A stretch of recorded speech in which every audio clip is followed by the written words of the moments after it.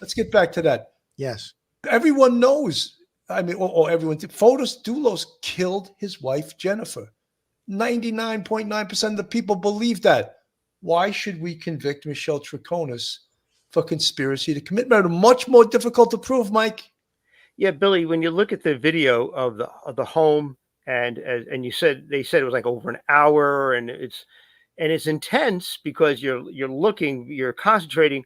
But remember, this is video of the place where we think the police think that he killed Jennifer. Okay, and it has at this point, there's really no. It's padding kind of the case against her, but some of this stuff is tangentially related to her participation. But it doesn't seem that the police are even making the argument the district attorney, that she was an active participant from the first moment that she and he both jumped her, killed her in the garage. Unless you see a footprint that matches, Michelle's foot size and maybe a pair of shoes she was wearing, a lot of this evidence was the evidence they would use to prosecute the husband, but it seems tangential to the issue of whether Michelle herself is actually guilty or not. It's a lot of, and for me, I'm sorry, I hate to say it's a lot of wasted time.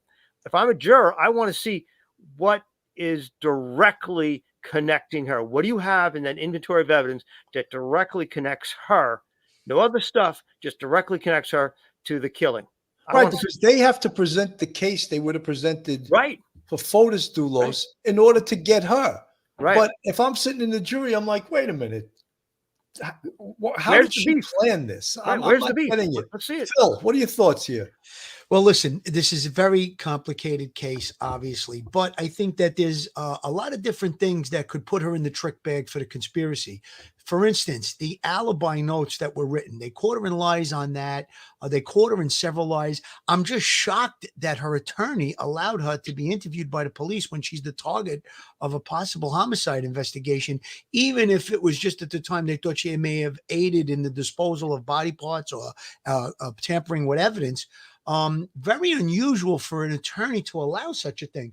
But Bill, I think you made a good point just now when you were saying that they have to lay out, prosecution has to lay out that yes, a murder took place and we believe that Fotis Dulos is responsible for it. Now, right before his bail is going to get revoked, he doesn't show up in court and he commits suicide. I know he left a note, but Mike uses the term consciousness of guilt. He knew he was going to go in, he killed himself. So I think that once they get the evidence, they got to lay out an outline that he committed the murder. Now, what is her stake in this? Now, if you look at the timeline that you sent me, Bill, it talks about in a 2017 file for divorce that was done by Jennifer.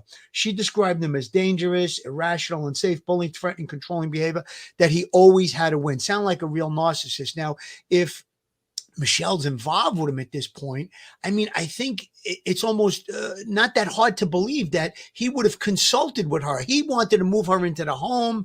All of these different things were going on. There was a lot of moving parts here. He was being sued by Jennifer's family for money that they loaned him for his real estate company.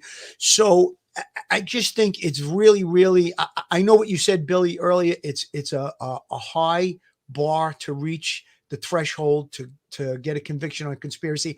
I do agree with you, but in my mind, listening to some of the evidence, I think it's almost I don't want to call it a slam dunk, but I think it's almost an absolute that, she's in the car with him. He's driving miles away from his house and putting bags of garbage in trash receptacles and in sewers. I mean, you don't think, and my question as an investigator would have been, when I had the opportunity to investigate her, what did you ask him? What was he putting in the sewer? Did you ask him? You had to ask him. If you're in that vehicle, and she admits that she's in the vehicle, she also admits that she lies several times. But Phil, she can't be asked that. Now she can't. But now she can't. But during the detectives could have asked her that, but she could have just feigned ignorance. Yeah, a lot of the times in the interview she did say a lot of times, I took the keys but I don't know why I took them. And talking about one of the vehicles, listen, there was a definite major conspiracy here. Now, I'm of the belief in all homicide investigation. When you have a premeditated homicide, the minute you start thinking about it, you're making mistakes. Now, in a spontaneous, let's say a robbery gone bad or an assault that turns into a homicide, mistakes are made there. But I think that, he was trying to cover his tracks. He did a lot of different things, and I really believe she was a part of it.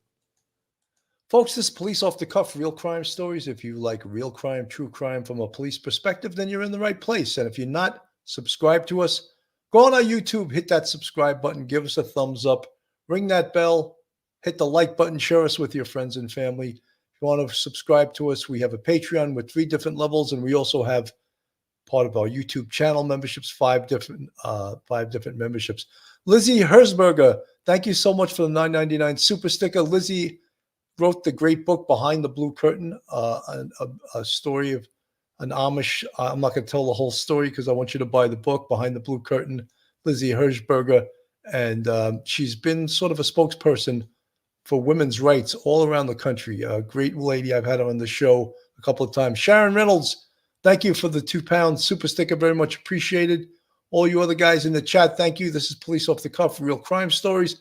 We're going to get right back into this case. Kim Alliston, hope you're feeling well today. Phil, she loves when Phil says the trick bag.